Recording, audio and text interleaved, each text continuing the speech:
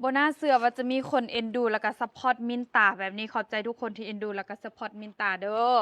สั่งเมื่อวานเขาวเปียกพันธงหมดแล้วมื้อนี้สั่งอีกพันธงทุกคนแล้วก็ขอบใจเอื้อยขอบใจอายเพิ่นหลายๆเพิ่นสิเอาไปลงหน้าห้านนครหลวงทุกคนเนาะเอาไปลงหน้าห้านคือไผที่อยากได้ธงใหญ่แบบนี้มี50ธงทางในเนาะก็คือนลินไห้ราคาถูกเนาะมีทั้งข้าวเปียกมีทั้งเฟอร์เพราะว่าเขาขายย่อยธง1 25 5ธงเก่าๆทุกคนขายดิบขายดีแฮงเนาะ ใครที่ว่าสนใจอยากได้1ธงมีครบจบในบอนเดียวเนาะมีพงน้ำซุปมีกระเทียมเจียวมักเผ็ดเจียวแล้วก็ลูกซีนนี่ทุกคนเฟอร์แซบข้าวเปียกแซบมินตาเด้อหาธงเก่าๆไผที่สนใจพิมพ์สนใจมาจ้าแล้วก็ออเดอร์ย่อยพร้อมทุกคนไม่ว่าจะเป็นสินค้าของแบรนด์มาดามกอยโอเคกันแดดลาสนีหอกสนีห้อยทุกคนนี่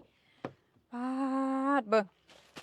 ขอบใจทุกคนเด้อที่อุดหนุนซอยเนาะไผที่ว่าอยากได้ข้าวเปียกแซบเฟอร์แซบเนาะสามารถปนกันได้สมมุติว่าอยากได้5เด้อข้าวเปียก3เฟอร์2จังซี่ก็ได้หรือว่าอยากได้50แบบนี้ไปลงหน้าห้านเด้ออันเฟอร์ซาวข้าวเปียก30จังซี่ได้เลยจ้ะทุกคนขอบใจทุกคนที่อุดหนุนเด้อและไผที่ว่าสนใจพิมพ์คำว่าสนใจมาจ้ะ